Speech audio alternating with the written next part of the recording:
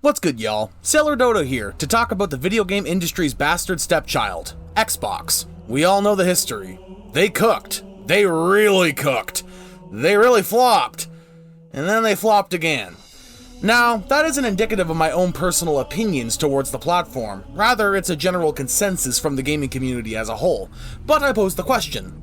What exactly is it like gaming on Xbox in 2025? I'll be focusing on the Series X primarily, as I have the most hours clocked on it, but I also do own the Series S, One X, and even a One S. Oh, and by the way, I'm not a fanboy for any platform, I just adore gaming as a whole and spend way too much money and time with each and every console. With that out of the way, let's begin. First and foremost, let's talk about the hardware, as this is the most complex area to cover.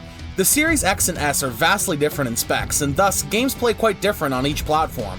Both feature custom AMD chipsets with RDNA 2 visuals. We are currently on RDNA 4 with current AMD PC GPU like the 9070 XT as example. However, the graphical capabilities of both the Series S and X are still more than fine for pretty much anything. Especially the Series X, which honestly, despite going on half a decade old, still blows me away with the visual experiences it can deliver on well-optimized games. Both run on 8-core CPU, but the Series X seems to have a slightly higher clock at 3.8 GHz over 3.6 on the Series S. So needless to say, there's a reason why the Series S is the cheaper unit. It's simply inferior hardware, and while it's still capable of delivering a gaming experience I believe would leave the general gamer happy, the true graphics nerds will definitely notice the added punch of the Series X. Storage is a mixed bag, as the Series S maxes out with 1TB where the Series X maxes out at 2. You can add more storage through these really overpriced memory expansions, but honestly don't bother. The 1TB of my Series X has been more than enough to get me through many gaming adventures, even ones like Forza Horizon 5, I am not calling it Forza, which definitely take up a considerable load of storage. The user experience of the Xbox platform is very open nowadays, even shown in the ads where seemingly everything is an Xbox of some sort now. So that begs the question, why buy an Xbox?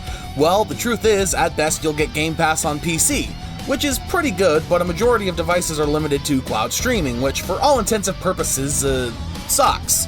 The video quality is very grainy, and even on 1 gigabit per second internet, you'll somehow still have some stutters and general glitching, though I will admit the latency is surprisingly good.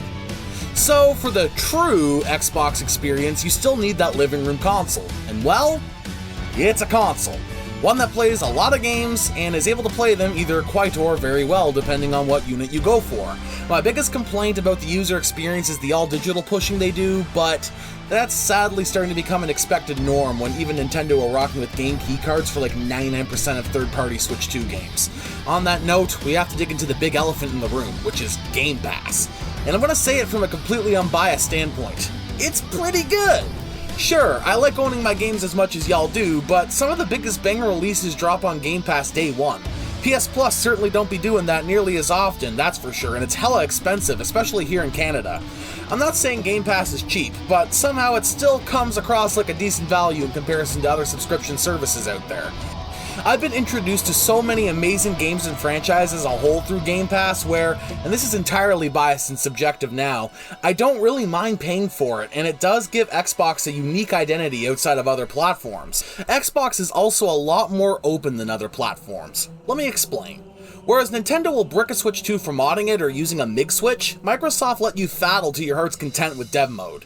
Sure, it requires a payment at the time of writing, but doing so unlocks so many amazing homebrew creations, especially when it relates to emulation. So, it really doesn't sound like it's all that bad, but there's two things to mention. Real console-selling must-play exclusives like Sony and Nintendo have, plus the fact that the console gets more expensive with time rather than cheaper.